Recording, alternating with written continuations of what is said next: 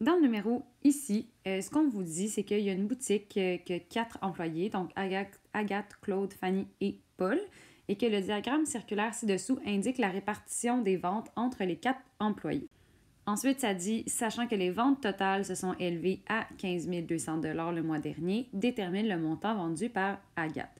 Donc, toi, la seule chose que tu sais, là, qui est importante dans le texte, en fait, c'est que les ventes au total, c'est 15 200 $. Ensuite, on va aller voir le diagramme circulaire. Donc, ce que ça nous dit, c'est que Paul a vendu 2x% du 15 200 $. Agathe, elle a vendu 3x moins 1% du 15 200 $, et ainsi de suite. Nous, ce qu'on cherche, c'est combien Agathe a vendu. Ce qu'on cherche, c'est le montant qu'elle a vendu et non le pourcentage. Donc, la première erreur que je vois dans ce problème-là, c'est des élèves qui trouvent la valeur de X, qui remplacent ici le X, qui trouvent dans le fond la valeur de 3X moins 1. Mais à ce moment-là, ce que vous allez trouver, c'est le pourcentage des ventes que Agathe a fait. Par exemple, vous pourriez obtenir comme réponse je ne sais pas moi, 45%. Si vous obtenez 45%, ça veut dire que Agathe a vendu 45% du 15 200. Donc, il vous reste une étape à faire pour trouver le montant. Bref, pour trouver le montant que Agathe a vendu, il faut premièrement trouver c'est quoi le pourcentage des ventes qu'elle a fait. En ce moment, quand on regarde le pourcentage des ventes qu'elle a fait, il y a un inconnu et c'est la valeur de X. Donc, ce qu'on va devoir faire en premier, c'est trouver la valeur de X pour ensuite pouvoir trouver le pourcentage des ventes qu'elle a faites, pour ensuite aller calculer le montant.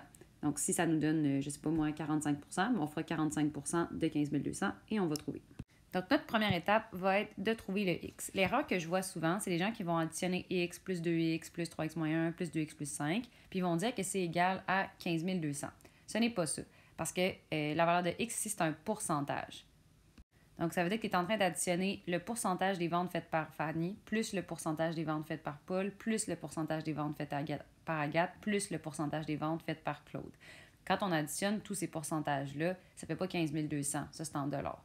Donc, quand tu additionnes tout ça, bien, ça fait 100% des ventes. Parce que si tu prends Fanny plus Paul plus Agathe plus Claude, bien, ça fait 100% des ventes. Donc, ce que je suis allée faire, je suis allée additionner le pourcentage des ventes faites par chacun des vendeurs et j'ai dit que tout ça, c'était égal à 100%. Puisque lorsqu'on rassemble le pourcentage des ventes faites par tous les vendeurs, bien, ça fait 100% des ventes. À partir de là, vous allez pouvoir aller résoudre cette équation-là et trouver la valeur de X. La première étape que je vais faire, c'est de rassembler les termes semblables ensemble dans le membre de gauche de l'égalité. Maintenant, mon but, c'est d'avoir les termes algébriques d'un côté de l'égalité et les termes constants, dans le fond, de l'autre. Donc, je vais faire moins 4 des deux côtés de mon égalité. Maintenant, moi, je cherche à obtenir la valeur de X, mais mon X est multiplié par 8. Donc, pour annuler une multiplication par 8, je vais utiliser l'opération inverse. Et l'opération inverse d'une multiplication, c'est une division. Donc, je vais diviser par 8 des deux côtés de l'égalité. Et j'obtiens 12%. Donc, on peut se demander qu'est-ce que ça représente, ce 12%-là. Quand on regarde dans le diagramme circulaire, on voit que le pourcentage de ventes faites par Fanny, c'est X. Puisqu'on vient de trouver que le X, c'est 12, ça veut dire que Fanny a vendu 12% du 15 200 $. Mais Fanny, elle ne nous intéresse pas vraiment. Celle qui nous intéresse, c'est Agathe. Donc, on va aller trouver le pourcentage des ventes qui ont été faites par Agathe.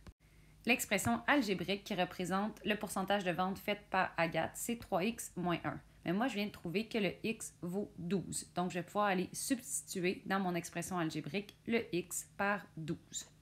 Maintenant, je vais aller multiplier le 3 et le 12 parce que je dois respecter la priorité d'opération et faire la multiplication avant la soustraction. Et maintenant, je fais la soustraction, donc j'obtiens 35%. Ça veut dire que Agathe a fait 35% des ventes totales. Donc, ça veut dire qu'Agathe a fait 35% du 15 200 $. Pour être certain qu'on ne s'est pas trompé, ce qu'on aurait pu faire, c'est aller aussi aller trouver le pourcentage fait par Paul et le pourcentage fait par Claude et s'assurer, dans le fond, que tout ça ensemble, ça fait un beau 100%. Mais faites-moi confiance, là, ça fonctionne. Donc maintenant, tout ce qui vous reste à faire, c'est aller calculer 35% de 15 200 en utilisant la technique que vous souhaitez. Si jamais vous avez de la difficulté à calculer le 35% du 15 200, je je vous invite à demander à une de vos enseignantes.